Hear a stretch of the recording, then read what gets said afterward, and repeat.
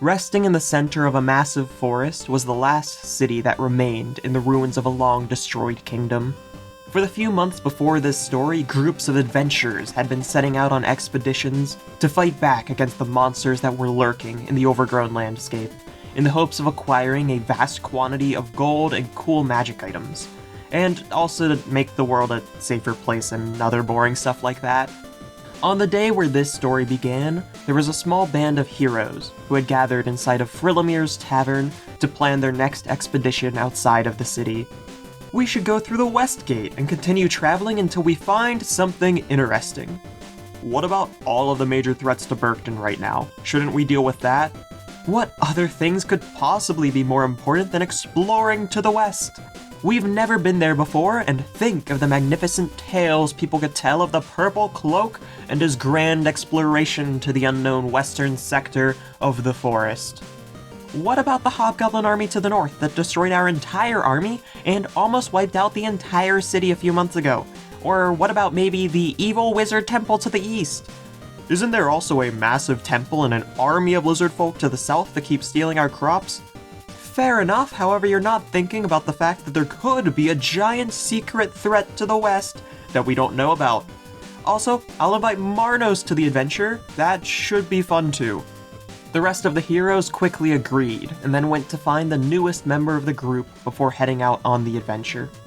The party now consisted of a mysterious archer known as the Purple Cloak, a charismatic musician named Uriel, a human druid named Falorin, and the newest addition was Marnos Idokin. He was a half-elf who was the son of the current Baron, and had basically no skills that could actually help in a fight. However, the party really enjoyed watching him fail, so they kept inviting him on adventures.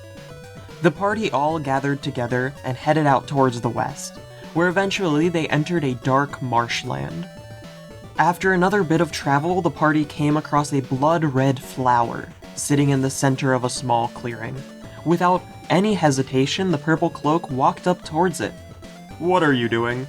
Of course you wouldn't recognize this, but as the greatest archer in all of the lands, I know that if you eat this flower, then your perception will become that of a god. I'll be able to see anything, anywhere in the world. I will become the greatest archer in the entire world. Aren't you already the greatest archer in all of the lands? But this way I can become the greatest archer in all of the skies, and all of the oceans too. The Purple Cloak quickly ate the flower and waited for the effects to kick in. A few seconds later, a goblin in fancy clothes walked into the clearing. He had a rapier at his belt and was wearing a tri-cornered duelist hat on his head.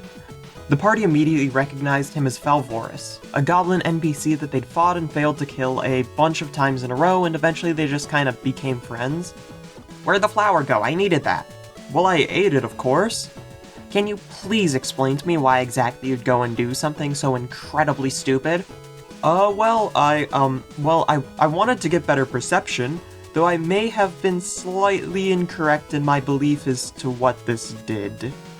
"Ah, so now then I suppose you've noticed that the exact opposite has happened and that you're now blind, right?" "Yeah, that would explain why I can't see now." Falvoris told the party that he knew where they'd be able to find the cure to the Purple Cloak's blindness, and they quickly began their journey further into the darkness, further into the West Marshes. Eventually, they arrived outside the ruins of a massive city, now overgrown with vines and with a thick layer of fog covering the ground around it. Shortly outside of the walls was a small tree that contained the bark that was needed, and soon the Purple Cloak was able to see again. "Well, now that I can see again, I believe that we should venture forth into the ruined city ahead." "It seems pretty dangerous, but also pretty exciting. I bet people would love to hear a story about it once we get back to town. Let's go!" "That's the spirit!" The party began their journey into the destroyed city and found that the streets were strewn with dead bodies. Fresh, dead bodies. And as they looked at the buildings around them, they saw that the vines that had grown up onto the buildings were still growing at a rapid pace. The city was actively being dragged down, as if by a claw reaching out from the ground beneath. They continued into the city until suddenly 2 people stumbled out of an alley, both incredibly injured. The party immediately healed them and learned that a powerful necromancer had attacked the city and was performing a dark ritual in the heart of the massive cathedral at the center of it. Without wasting any time, the party rushed into action and ran towards the cathedral to stop the necromancer. The two newcomers also followed the party. Eventually, the party arrived at the citadel, and in the main hall they found the necromancer. He was wearing dark robes, and in front of him was a dark crystal that was pulsing with power, slowly charging up to something. "Hey, stop right there, villain!" "Oh? And do you and your pitiful band of scoundrels really think you can beat me? Well, we're the heroes of the story, so it's basically guaranteed." Immediately, the two random citizens that the party had met began to contort and morph until they both revealed themselves to actually be horrific, undead thralls that can change their shape at will. Uriel immediately did his classic strategy and threw his dagger into the necromancer's torso, then cast heat metal on it, burning the necromancer every round unless he wasted a turn to pull it out. And with that, the fight began in earnest.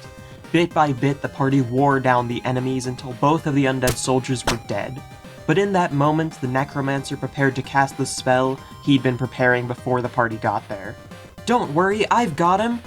Marnos raised his hand crossbow towards the necromancer, loaded a cherrywood bolt into it, and pulled the trigger. The bolt sailed across the room and missed the necromancer, instead hitting the crystal orb in front of him. The sphere cracked and immediately reversed all of the energy that it had charged up and shot it back out in all directions. "Oh crap, run!" The party immediately turned and fled the city. Through a combination of luck, powerful magic, and burning a few potions, the party managed to escape from the city just in time for the explosive magical charge to detonate and not immediately incinerate all of them. The shockwave still flung all of them a few dozen feet, and as they stood back up, they saw that every single tree in a massive radius around the city had been knocked down by the shockwave. What was once a massive marsh was now turned into a desolate circle of emptiness on the map. The group traveled back to the city in silence, and they dispersed to each attend to their own individual questlines and such. Marnos took this moment to tell the story of their daring escapades to the audience of the people at Frillamir's Tavern, and nobody cared. He was devastated. He could understand why the last few had gotten poor receptions. It was just small endeavors into the wilds, fighting owlbears and bandits, but he'd managed to succeed against a necromancer, or at least that's what the story said, and yet nobody cared. In fact, they were more interested in the necromancer than the group of heroes who had faced him.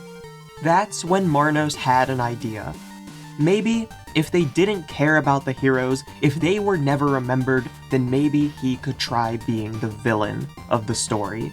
Maybe then people would tell stories about him. Maybe then he'd be remembered. Marnos' train of thought was interrupted when Falorin walked over to him.